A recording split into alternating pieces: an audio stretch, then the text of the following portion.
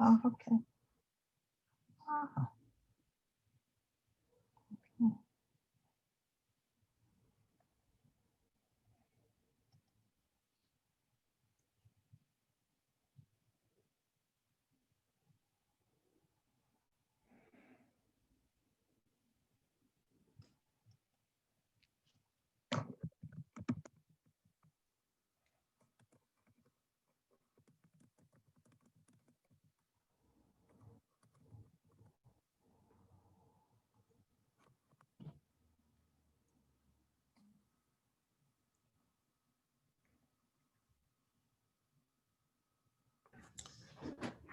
All right, everybody, we want to go ahead and get started today. My name is Joshua Rodriguez, and by the grace of God, I am the bishop and founding pastor of the City Line Church in Jersey City, also a member of Jersey City Together and New Jersey Together.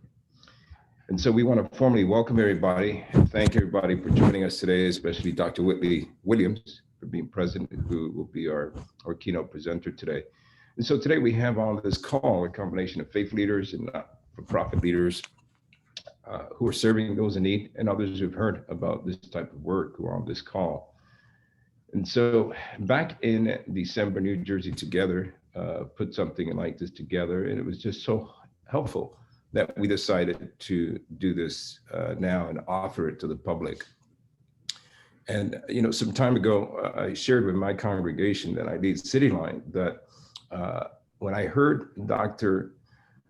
Whitley-Williams for the first time, the fact is that I came in with all kinds of skepticism, and not because of conspiracy theories in my personal, for my personal view or optic, but because of just bad historical things like Tuskegee, 1932, and how the relationship between government agencies that have misused medical research and science to affect negatively communities of color just has not been good in terms of their record. And so those were the types of things that created within me all kinds of skepticism. And the fact is that when I heard Dr. Whitley-Williams back in December, the fact is that I'll be honest and transparent, she disarmed my arguments.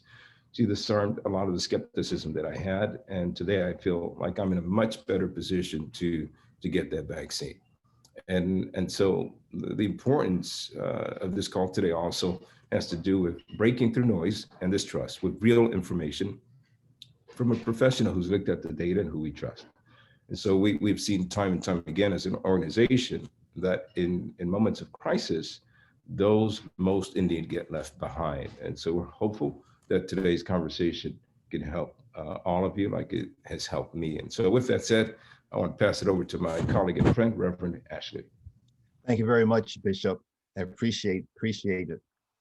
This meeting actually came about not too long ago. I gave a presentation on racism to the medical school students at Rutgers University. And in so doing, my wife's pediatric professor, Dr. Gloria Bachman, said, hey, let's do some things together. And I said, okay, sure. And sure enough, she said, hey, I really want to do some things together with you. And so I invited Frank to come in, and we met with a couple of other colleagues at the medical school and put our heads together, say what would be helpful in the immediate and then in the future.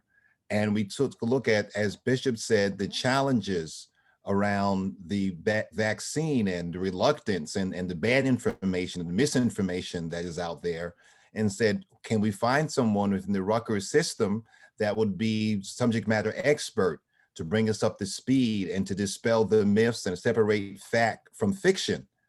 And so Dr. Williams' name came up, and we said, let's make it happen. And as Bishop said, we had a smaller meeting with a group of clergy and said, wouldn't this be great, as particularly at this time, to bring this before a larger audience? And so as a result of that conversation, the urging of my caregivers and my wife, who's also a pediatrician, I was permitted to get, as a licensed mental health professional, to receive my vaccine last Monday.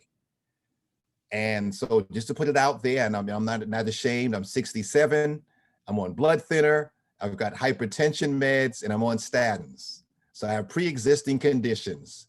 I had Moderna vaccine, my first dose, and I need to say 0 side effects. I'll say it again. I had 0 side effects. They said, don't you have a sore arm? No, I didn't have a sore arm. Didn't you have the, no, again, 0 side effects. So I think it's important for people to hear fact from fiction and make your own intelligent decision, your own intelligent adult decision. So that's why we've brought people together. And we want to make sure this information gets out. Because again, there's a lot of misinformation, bad information, lack of information. And so we thought that it was important that information gets out, and that we also are going to continue to fight, struggle, if you will, that the vaccine will be distributed in ways that reach those who need it the most or at most at risk. And we recognize that distribution is and will be critical. And so basically for this presentation, we're going to have Dr. Whitley-Williams give a basic presentation about what she knows, what she's learning, and what to expect. And then we'll be open for questions from everyone. Our goal is to keep this to an hour and eventually maybe even have an expanded piece, but for now, to keep it to an hour. And those that are here, we're glad for your presence. And I had not mentioned before that I am the pastor of the Abundant Joy Community Church in Jersey City. I'm also a retired professor of pastoral theology from New Brunswick Theological Seminary and a psychoanalyst. Dr. Patricia Whitley-Williams holds the position of Chief of Division of Allergy, Immunology, and Infectious Diseases in the Department of Pediatrics at the Rutgers-Robert Wood Johnson Medical School. She is a liaison member of the advisory committee that addresses the practices in dealing with vaccines in the Center for Disease Control and Prevention, and the National Network for this information for Infectious Diseases Society of America.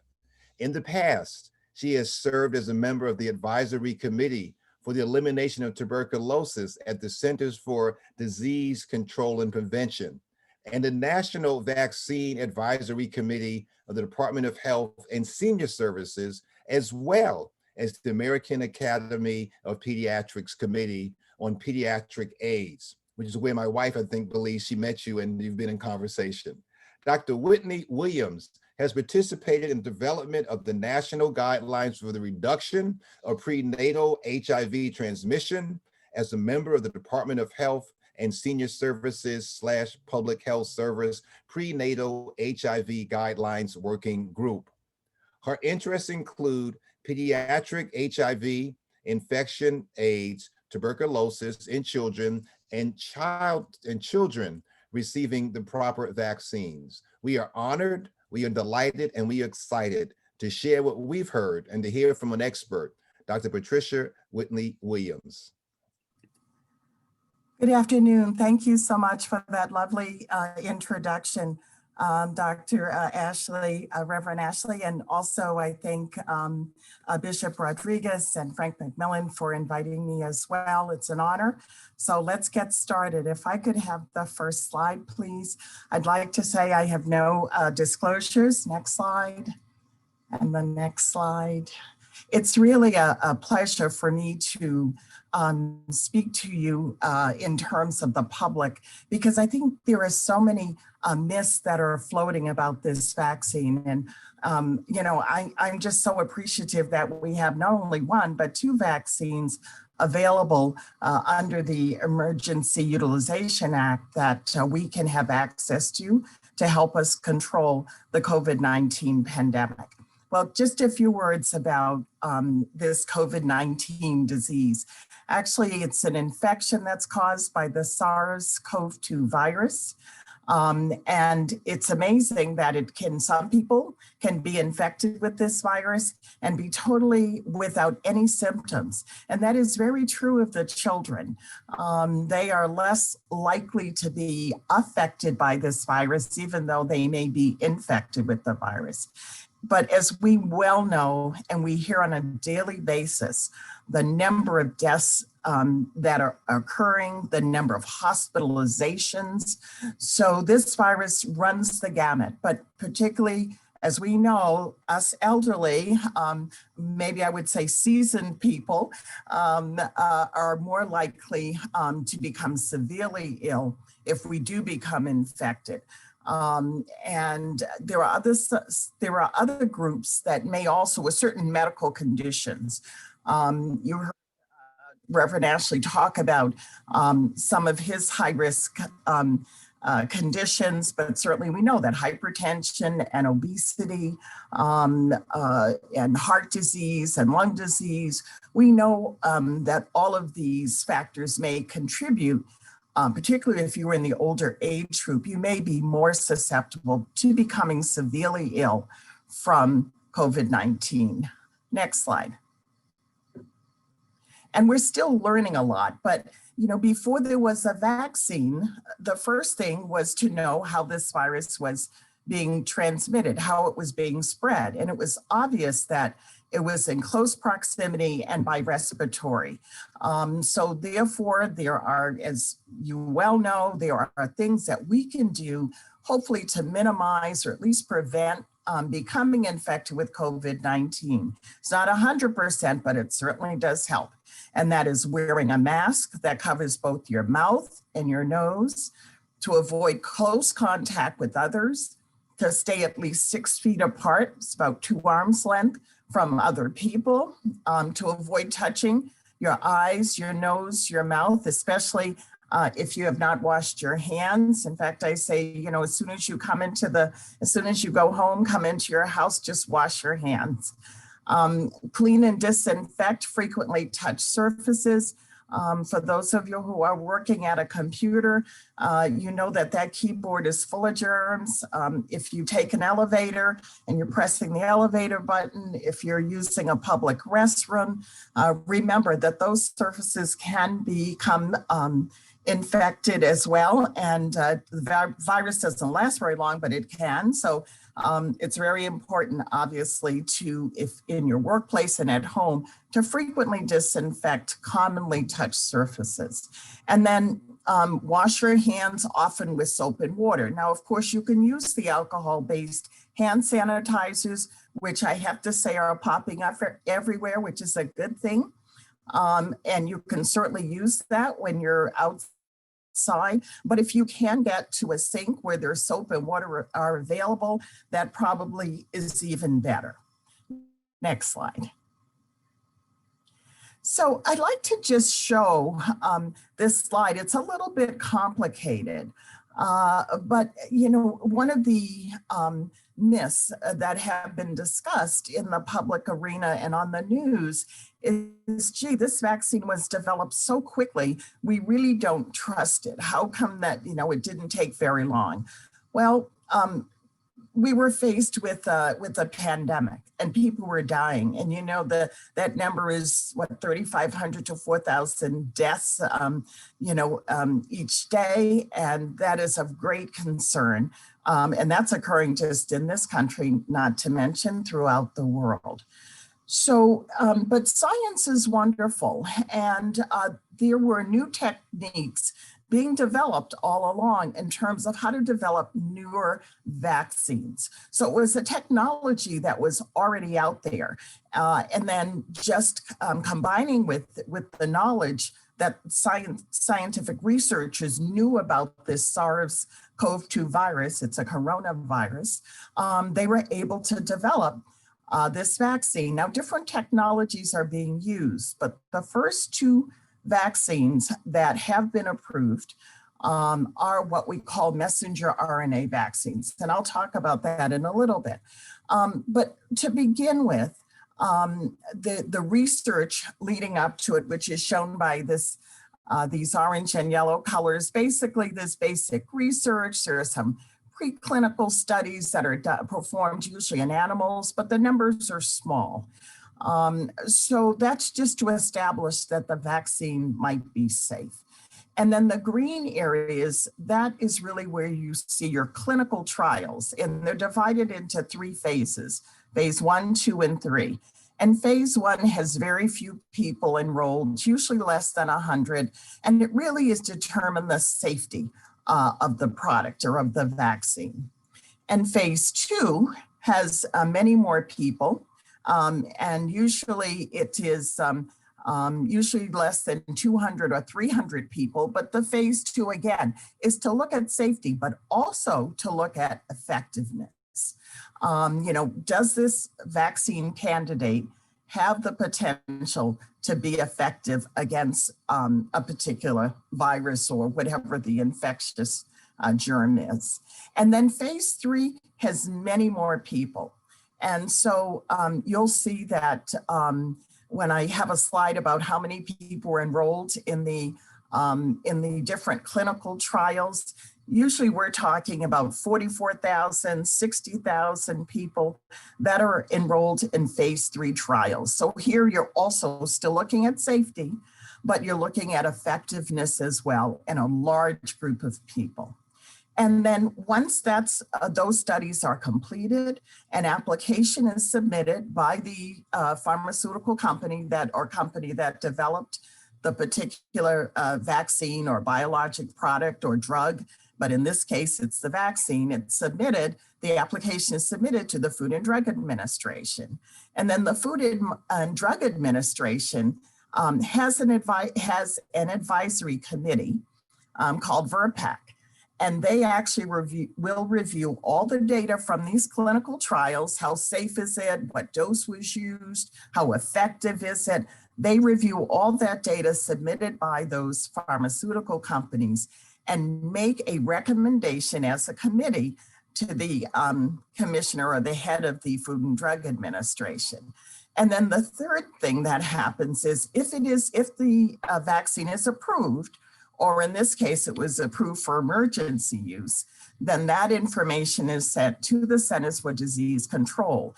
And the Advisory Committee on Immunization Practices, or the ACIP, meets to review the data, and it makes specific recommendations to the director of the Centers for Disease Control.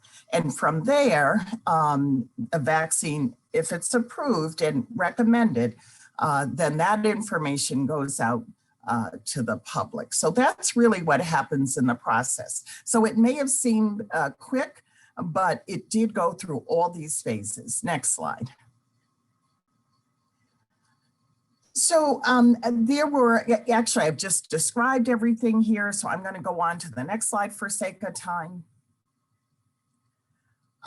So there was a fair amount of time spent at by the ACIP, the Advisory Committee for Immunization Practices, about who should go first. There was a priority because there was not enough vaccine supply to immunize everybody. So there had to be a prioritization, and I can tell you hours and hours, days and days was spent on this. But obviously you want to prioritize and immunize those who have the greatest exposure and are most at risk. And these are the people on the front lines. So it turned out they were the healthcare workers, the ambulance drivers, people who had emergency responders, direct contact. And in fact, these healthcare workers included not just paid workers, they included paid and unpaid workers at healthcare facilities. It included not just the nurses and doctors and respiratory therapists, but it also included essential workers within our healthcare facilities, within our long-term care facilities. So that was all considered. And then there's a rollout, which is pretty similar from state to state, although each state has its own plan, but those plans were submitted to the Centers for Disease Control. Next slide. So the two vaccines that are currently and have received their emergency use authorizations from the Food and Drug Administration, one is a Pfizer vaccine and the other one is Moderna. And you heard Dr. Ashley say that he had received the Moderna. I also have received my first dose and I received Pfizer. They're a little bit different in terms of the time one has to wait before the second dose. And you might say, well, why is that? Well, again, remember, this is based on information from clinical trials. And so we know that for Pfizer, it looked like there was the best response if 2 doses were given at least 21 days apart. For Moderna, the way the trials were set up, it appeared that the safety and how effective it was, that the best was that you would receive 2 doses separated by at least 28 days. And when you go get your first dose, you make an appointment so that in 21 days, if you receive Pfizer, you'll get that in 21 days. And the same thing is true of Moderna, because we don't want people missing that second dose. And these vaccines have been tested in tens of thousands of adults. Unfortunately, children were not included in the clinical trials because they, as I said, most children are not do not get terribly sick if they're infected. Some do, but not the majority of children. But the Pfizer vaccine did include down to 16, 17 years of age. Otherwise, it's 18 years and above. There are ongoing clinical trials that are looking at these vaccines in children ages 12 to 18 years of age. So hopefully in the future, we will be able to include that population as well. Clinical trial data shows that both vaccines were safe and effective. The only thing we don't know, because obviously people started being immunized, I believe it was in September. So we don't know how long the protection from vaccines might last. It's going to be months, it's going to be years. More than likely it will be at least months. And there are people who were in the original clinical trials who are still being followed to see if they still are being protected from the infection. Next slide. So this gives you some idea, and obviously this data is for up to November 30th, and that is because that was the data that was submitted as part of the application to the Food and Drug Administration. I would emphasize, remember I talked about the 3 phases of the clinical trials. Well, once a vaccine has been approved for whether it's emergency use or whether it's approved for regular use, there is a phase 4, and the companies do follow some of those patients that were enrolled in their clinical trials for months afterwards to gather more data and to monitor, obviously, for safety as well as effectiveness. So if we look at the Pfizer vaccine, at the time of the application, there were close to 44,000 enrolled. Now, remember, these are, they were randomized controlled trials. So what does that mean? Well, they were randomized to either one of 2 groups, either you received the vaccine or you received a placebo. So it was not the vaccine. There were over 150, there were 150 clinical sites worldwide, 39 of those were in the United States, and the racial distribution, ethnic distribution. This is so important because usually we as a community, both Black and Brown communities, tend not to enroll in clinical trials for the same reasons that you heard Bishop describe in his introduction.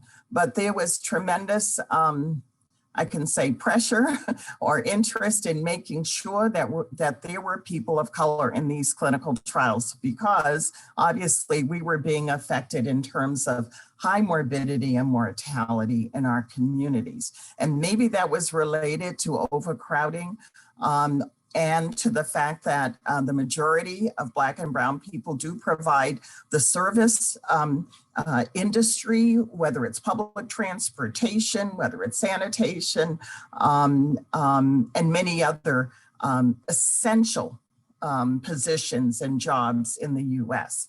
And without people in those essential positions, this country would not be able to function. So you can see there are 13% Hispanic, 10% African American, 45% of the enrollees were in the age group 56 to 85.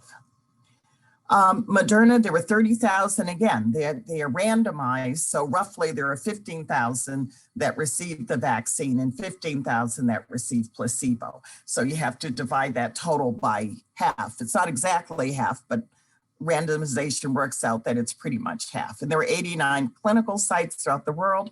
32 of those sites were in the US. Moderna vaccine had a study had a much higher distribution to the Hispanic population, 20%, again, 10% African-American, 4% Asian, et cetera.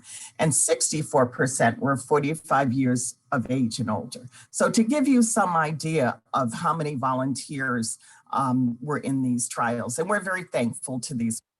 Next slide. So the first two COVID-19 vaccines are what they call messenger RNA vaccines, and that just has to do with how the vaccine is the technology of how the vaccine is made. And basically messenger RNA is a protein. And these vaccines, basically when it's introduced into the body, they teach our cells how to make a harmless piece of what they call the spike protein for SARS-CoV-2. If you look at the caricature, I guess, of the CoV virus, you'll see it has these spikes on the outside, and that's the protein that the vaccine is directed against. And once the protein piece is made, the cell actually breaks down the messenger RNA and it gets rid of it. So I think there was concern that people are like, oh, messenger RNA, that's part of, if it gets into your cells and your cells copy it and then your cells make DNA, oh my goodness, is that dangerous? Well, actually this messenger RNA, that protein gets broken down pretty quickly. So it does its job so that the body can recognize this is foreign, I'm gonna make antibodies, I'm gonna gather up the soldiers that will recognize COVID-19 in the future. If we get infected, these particular antibodies, these soldiers will be able to fight off the virus and will prevent someone from being infected. So it really does not, that messenger RNA does not become part of your DNA or your particular body. It's destroyed very quickly once it does its job. Okay, next slide. So we know from the trials that both of these vaccines do produce side effects. Now you heard Dr. Ashley say he had no side effects after the Moderna, but we know there are side effects based on the trial. Some people have no reaction at all. I had a sore arm for less than 24 hours, but I did not get anything else. I had no headache, no chills, no muscle, nothing, no fatigue, none of the side effects that some people do report. So there were no significant safety concerns. However, remember, I told you there were, 44,000 participants in the clinical trial in the US. So that means about 22,000 received the vaccine. Now, remember, there are hundreds of thousands of people receiving vaccines. So we really do monitor for continued safety. But so far, no significant safety concerns. There are a couple of things that have come up, which we can talk about later. And remember, the people who participated in the trial were observed for at least 8 weeks, and they collected that safety data. So 8 weeks is a limited amount of time. So that's why they have those phase 4, we call it post-marketing, monitoring of safety, and that's being done. But otherwise, looked pretty safe. Next slide. And I did have a look at the data along with other people on the committee, the advisory committee. Fast tracking, yes, like I said, we were very fortunate to have newer technologies that allowed us to do this. And there was tremendous pressure to get these vaccine trials up and going, but there were no shortcuts whatsoever. People worked very, very hard, 18, 20 hours a day sometimes to get people enrolled in trials, to make sure they came back, and all the things that were involved, tremendous documentation that's required. So still, we ensured safety. That definitely was taken into account. And there were not, as I said, no one skipped any steps that I've been aware of or that I've witnessed. And scientists, public health people, public health advocates did question the companies. And you know, as far as I know, I was very impressed with how effective the vaccines were and how the side effects were not great. And considering the alternative, which is if you become infected with COVID and you are, you know, above 65 years of age, that you certainly are at greater risk of having serious illness or unfortunately even dying from this disease, which we all know from this infection. Next slide. Safety is a top priority. I just told you that. I wanted to, next slide, actually show you some of the safety processes that are in place in the US. We've had for a long time something called VAERS, it's Vaccine Adverse Event Reporting System. As pediatricians or as physicians who give vaccinations to children, we are well aware of this, but it's self-reporting. It's, you know, it's a passive way of reporting. In other words, the physician has to say, okay, I think this is a side effect that I'm seeing from vaccination, and therefore I have to go online and fill out this form. So that's what I mean by passive, but that's been in place a long time. Now, adult care providers are not so much used to using this system, but they quickly are coming up to speed. There are at least 4 systems. The second one is the Vaccine Safety Data Link. And that is that exists in several places throughout the country, looking at different populations, so urban, rural, different ethnicities, different levels of socioeconomic status, et cetera. They're placed in certain places throughout the country. There's also something called CISA, which is Clinical Immunization Safety Assessment. And this is where if a side effect is reported, that there's actually a very close investigation of certain side effects, including going back and looking at the charts and talking with the physician or provider, et cetera. And then there's biologics effectiveness and safety system that also is in place that looks at any adverse events. These are more active systems. There is a system that's already set up, and that's waiting. If something happens, then there is a deep dive and actually looking at adverse effects, which is a little bit different from the passive VAERS reporting. And then there's something called vSafe. So Dr. Ashley, you probably did get enrolled in this, and that is when you get your vaccine, the first dose, while you're waiting, because you are observed for at least 15 minutes after the vaccination. First, they want you to schedule your date for your second dose. And also they want you to enroll in vSafe. And this is a telephone system where you are sent a message, a text to ask you each day, how are you feeling? Are you having any fever or chills or, you know, aches and pains or headache? And you know, if you're not having any, you check none. And then you send the text. So it's something very easy that you can do on your phone. And that is an active surveillance because they send you the text and then you check your answers and then you respond to the text. So this is a great system, very easy to use, called vSafe. Next slide. So I've just described what I've just described is actually shown in this diagram. Basically, I talked about the VAERS and CISA, vSafe. We also have other systems, as you see in this window. The military, the Department of Defense has a very active surveillance system, the FDA as well.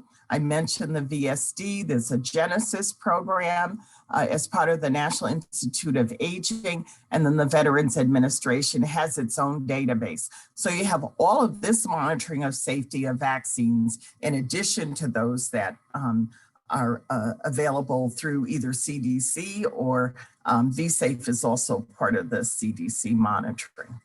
And it goes into a large database system. Next slide. So COVID vaccination will help protect you. And as you know, as someone says, if we have doses of vaccine sitting on a shelf and it's not, you know, put into the patient, into a person, it's not doing any good. So you've heard, I think there are 25 million doses that have been dispensed through Operation Warp Speed, which is the federal a system that mailed out or distributed or sent out the vaccine doses that were sent to them by the 2 pharmaceutical companies. So far, there are 25 million doses that have been distributed throughout the country. The target was to have 20 million people vaccinated by the end of December. So we are way behind. At present, it's about 9 million people that have been vaccinated. But you are probably hearing on the news in the tri-state area, I think Connecticut is way ahead of New York and New Jersey, but New York is opening additional sites, massive sites, like at the Javits Center and so forth, but in all its boroughs where you can go and be vaccinated. Some of them are 24/7. And in New Jersey, there are also, you probably saw on the website, that there are additional sites being opened up as well. Next slide. So the question comes up, if you have if you get naturally infected with the virus, you do get some protection, but we don't know how long that lasts. We did not see a lot of people reinfected. In other words, they had the COVID infection, they were symptomatic from it, and then they got better. And then lo and behold, here they got another COVID-19 infection. So reinfection did not seem to be that common. We're not sure if that's because the protection did not last from natural disease. We're hoping that the vaccination obviously will protect you by creating this very specific antibody response. But the risk of severe illness and death from COVID-19 far outweighs any benefits of natural immunity. Next slide.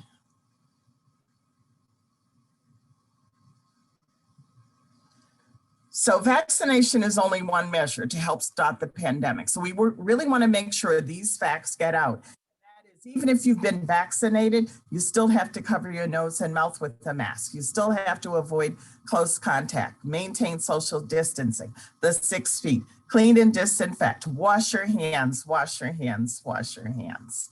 So it's a combination of getting vaccinated and protecting yourself by following these public health measures. Next slide.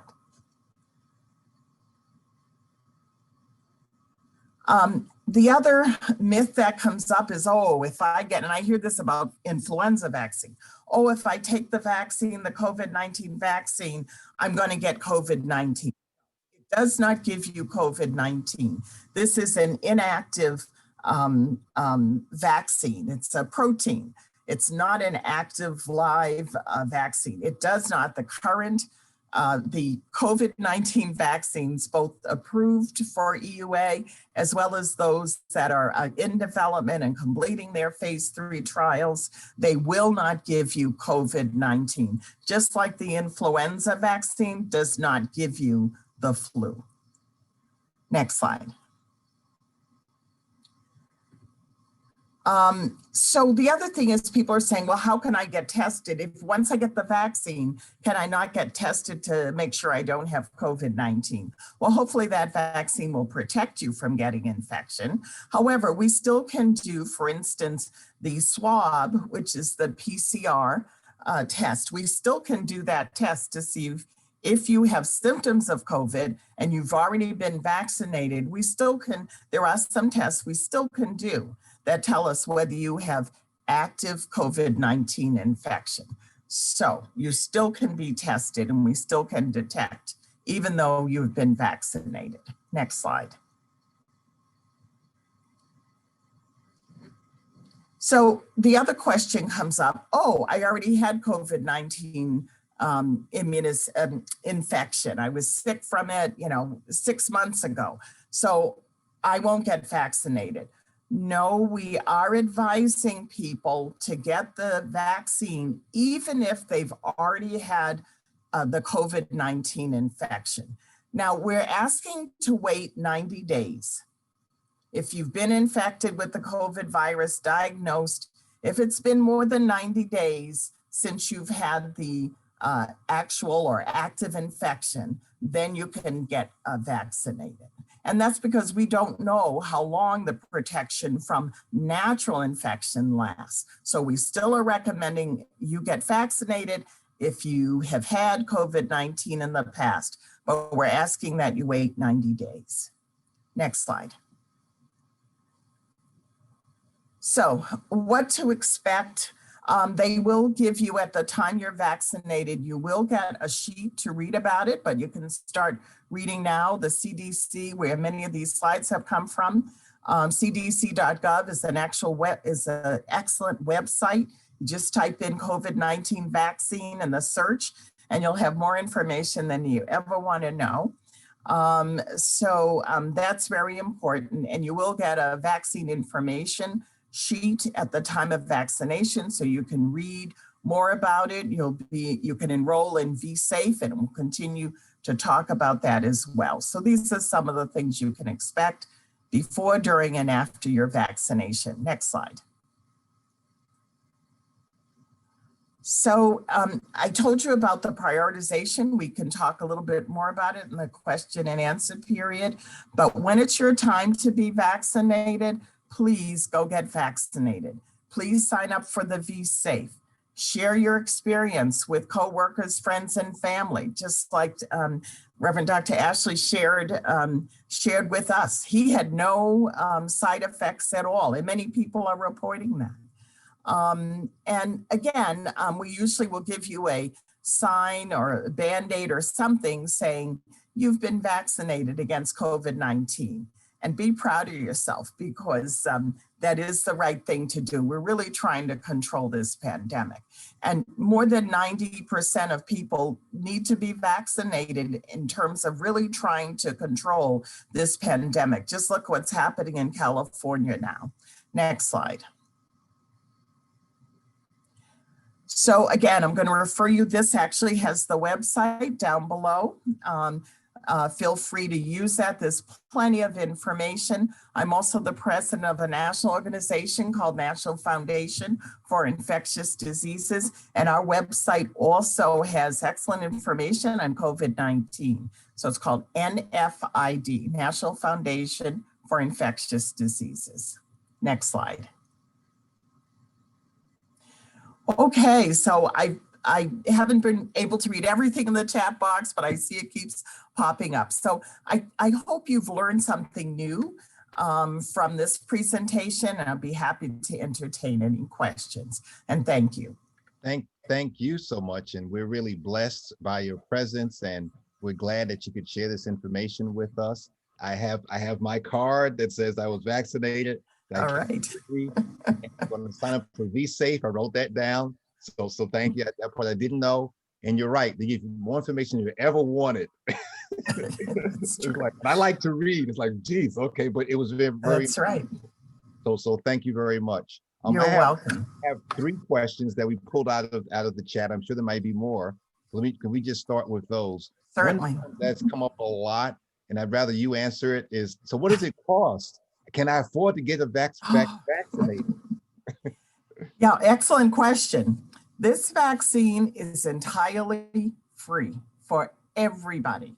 So if you go to a facility and they may ask you for your insurance information, maybe it's for demographic information, but they are not to be billing your insurance company, Medicaid, Medicare.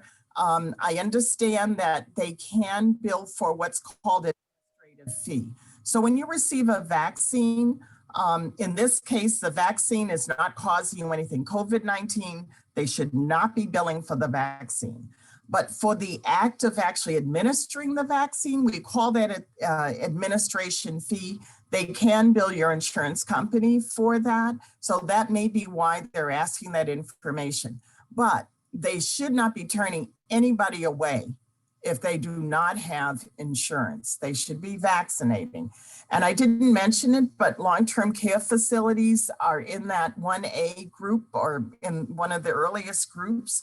So there's a federal contract with some of the retail stores like CVS and Walgreens, ShopRite and others, but Walgreens and CVS particularly are going into long-term care facilities, and they're immunizing residents and the employees of the long-term care facilities. As we well know, there were too many deaths to even wrap our heads around. It was just horrendous what happened last spring. So the long-term care facilities, the residents and the staff are being vaccinated, and that's being done through a special contract, federal contract, with some of the larger retail organizations like CVS.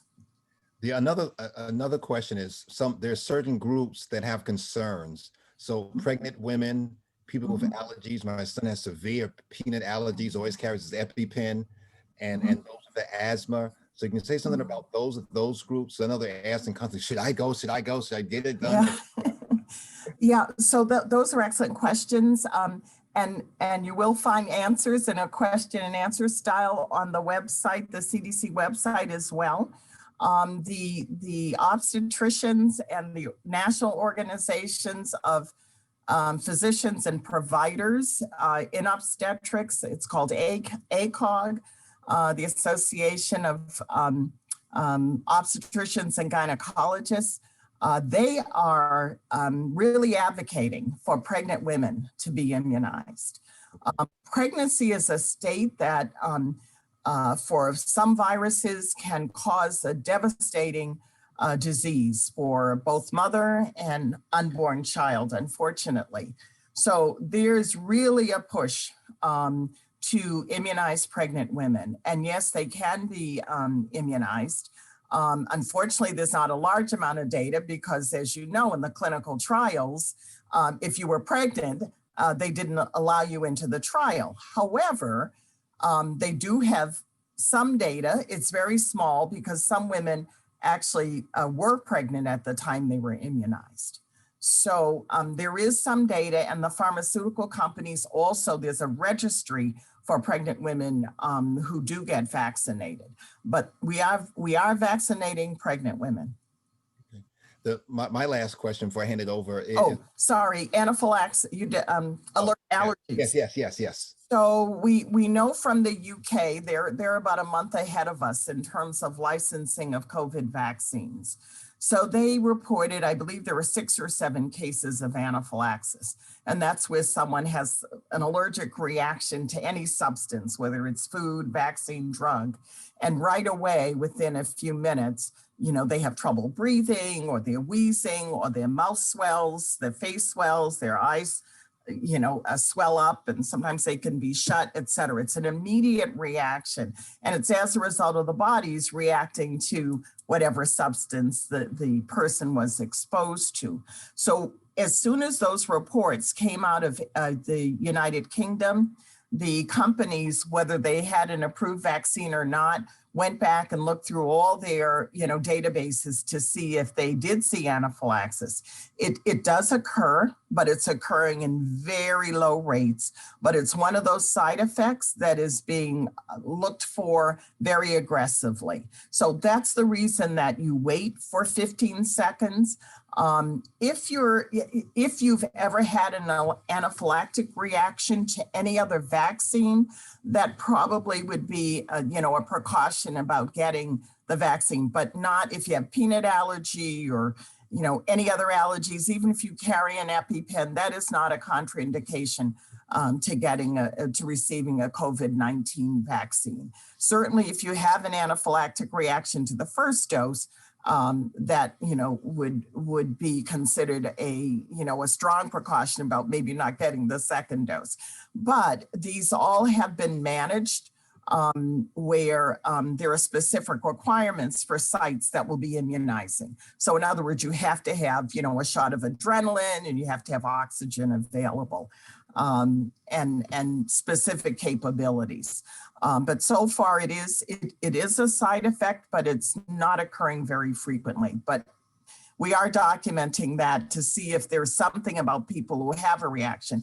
Now, what's interesting is some people who are having this anaphylaxis have never had a history of asthma, allergies, allergic reaction, anything. So it's and many people who have allergies, carry an EpiPen, have been immunized without any issue. The important thing is that you're observed after the vaccination. It's 15 minutes if you have no history of allergic reactions, and it's 30 minutes after the vaccine to be observed if you have had any kind of anaphylactic or reaction to anything. Okay, great, thank you. My last question is, people like Bishop and myself and others on this call are being asked to kind of be champions of going to get the vaccine. How do we build trust, and what can we say with credibility in terms of people going out there? Yeah, so first, if you've received the vaccine, you can use yourself as I did post it on Facebook. Had the vaccine and survived. But secondly, to say, listen, this, we know that there were disparities, especially in Black and Brown communities, in long-term care facilities, in the elderly. So we want to make sure that these populations are immunized. The vaccine is safe. There were no steps that were skipped in terms of the clinical trials or prior to submitting an application to the FDA. The people who sit on their advisory committee at the FDA really looked at the data. It's a public meeting. Many people listened in. It was being live streamed. Many questions were asked. So I think you can, and then of course it came to the CDC, the advisory committee, and they also went through the same process, discussing all the different aspects of the application, how effective was it, and particularly the safety concerns, and making sure that there were processes in place to monitor safety once the vaccine was released to the public. And so far, things look excellent. Yes, we are monitoring the anaphylaxis, and there are also a couple of other adverse events that they are monitoring. But to get some of the, like the muscle aches, the headaches, maybe a little fever, the chills, sore arm, those are well recognized. But you know what? The side effects are really minimal, considering the outcomes of people who have become infected with COVID-19. And that is, being in the hospital, being on a breathing machine, and unfortunately, for some people, up to 3,500 a day in the United States are ending up, unfortunately, dying from this infection. Thank you. I'm going to hand it back over to Frank and to Bishop. Okay. Bishop, any questions you have you want to make sure get lifted up? And then I've got one at the end. So I guess Dr. Whitley-Williams, I would say, are there any groups you are concerned about? There's lots of questions in the chat around particular allergies, from penicillin to people who are on biologics, to all that sort of thing, to people who are immunocompromised. Are there any groups that you are particularly worried about getting the vaccine in this work? So far, no.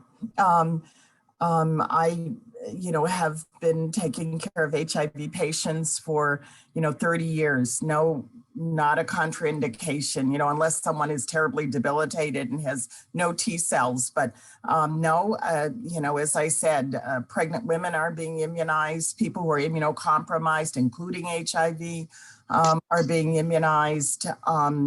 Allergies, definitely you can be immunized again, unless you've had anaphylaxis to a vaccine. Allergy to penicillin is not one of the contraindications at all. Hey, doctor, I had a question. Some folks are trying to understand the how a pregnant woman can get the vaccine, yet a child is not, when in essence, a pregnant woman is carrying a child potentially. Can you just speak to that? Yeah, I think it's because it's not a live vaccine, you know, it's a messenger, it's a protein vaccine that probably has a lot to do with it. For instance, we don't give live vaccines like measles vaccine to pregnant women, but we do immunize them against pertussis, whooping cough, and tetanus. You know, it's those are toxoid vaccines.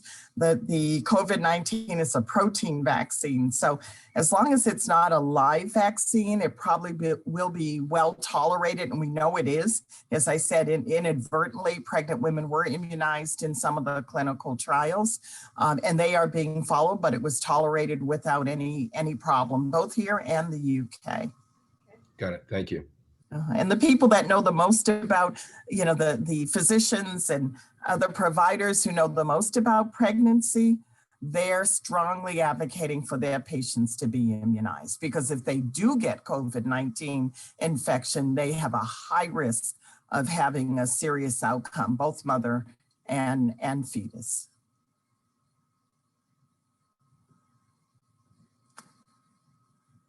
Anything else?